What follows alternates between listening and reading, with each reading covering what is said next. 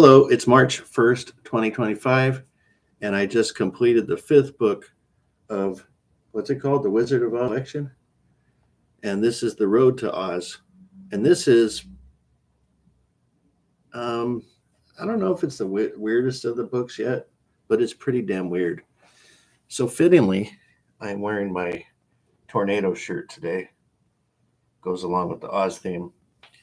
And I'd like to say something about the NOAA and National Weather Service people that are federal workers that are being laid off by the lunatic in charge. That I feel very sorry about those people losing their jobs. And we have a tornado outbreak coming this next few days. And I'm afraid that warnings and alerts are going to be affected by the people that have been laid off. And I hope that isn't the case, but I think it may be. Be vigilant in the South, in the Midwest this next week, because you don't want to, well, the way things are now, maybe you do want to fly to the land of Oz to get away from here. But anyway, back to the Road of Oz. I'm here with my wife, and I actually wrote down notes because I wanted to, after I got done with this book, I thought, did I just really read what I read? And it is very bizarre because it didn't seem to have a plot. Now, if you look at the previous four books that I reviewed in this series, you'll see that I was informed that after the success of the first couple books, the publisher wanted L. Frank Baum to crank books out at a faster pace. And the fourth book was done in just a short spell. This one was done in a short spell. This one's only 166 pages, so it's getting shorter as we go here in the series. But this didn't seem to have a plot.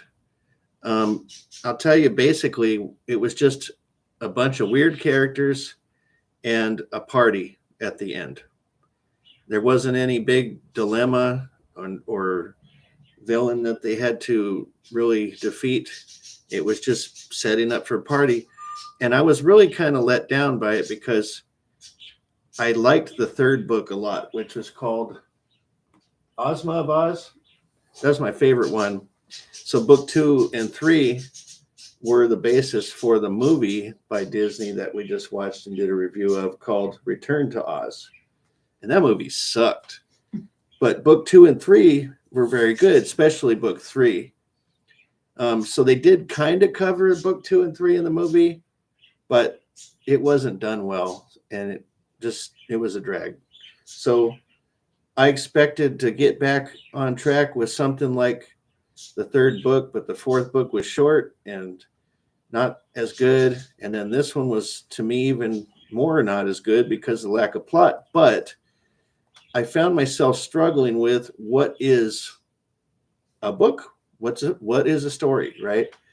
And it's hard because I'm an adult reading books that had a wide audience, including a lot of kids. So this has to be considered more of a kid's book than a lot of the previous ones because of the lack of plot and more just uppity beat, happy-go-lucky stuff.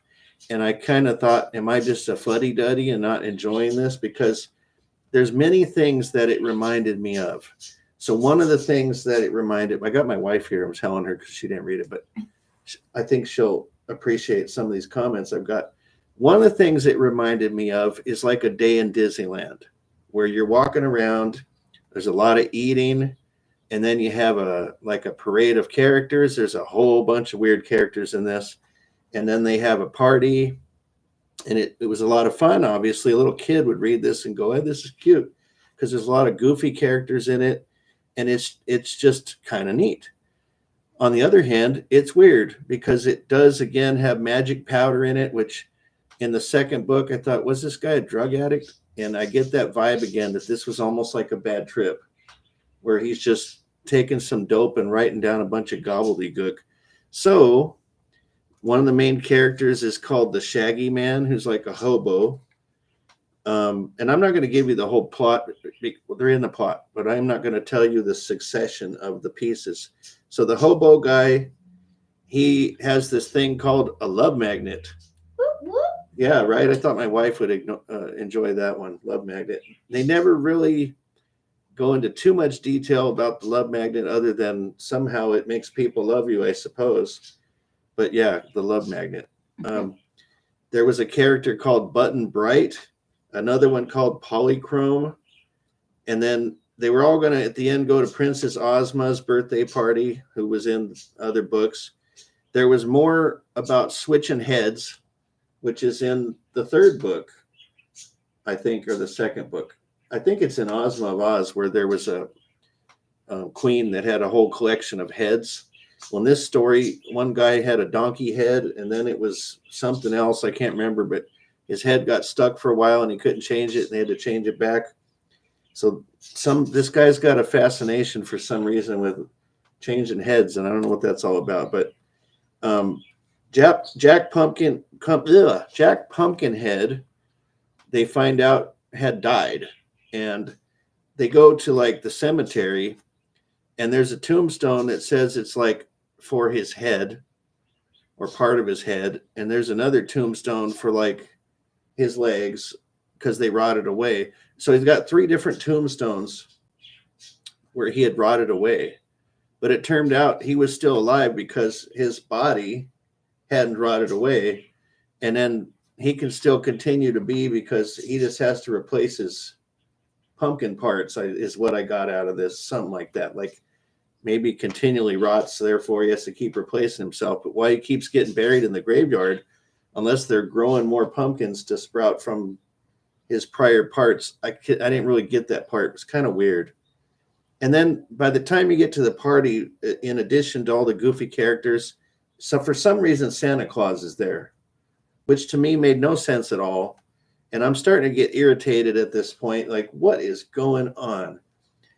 And then at the end of the book, Santa likes to party. Come on. huh? Well, Santa likes to party. that's what I'm saying. That's what I start feeling. Is like, am I a jerk for not liking this? Because I could see a lot of people reading this go, hey, this is, it's got to be visually, if ever anybody turned this into a visual display, it would be really fun to watch, obviously, right? But it's like there's no point. And then at the end, when they're done with the party, they want to go back to their main lands where they came from or whatever. And the way they got sent back was they got put into a bubble of soap and flew away and went back to their place, which That makes sense because in the first Wizard of Oz, she traveled by a bubble. there were some bubbles in that first movie, right? Well, that's how the witch Glinda, Glinda, the good witch, right? traveled by And bubble. I think they mentioned Glinda the Good Witch. They had the Cowardly Lion. They had he's not called the Tin Man. He's called the Tin Woodsman, because if you read the first Wizard of Oz book, he's a lot weirder and scarier than he is in the movie. He's like chopping off all his parts by mistake, and then he has to replace them with not robot, but metal pieces. So he's really just a leather-faced victim that got put back together piece by piece in metal. He's not the Tin Man. He's the Tin Woodman.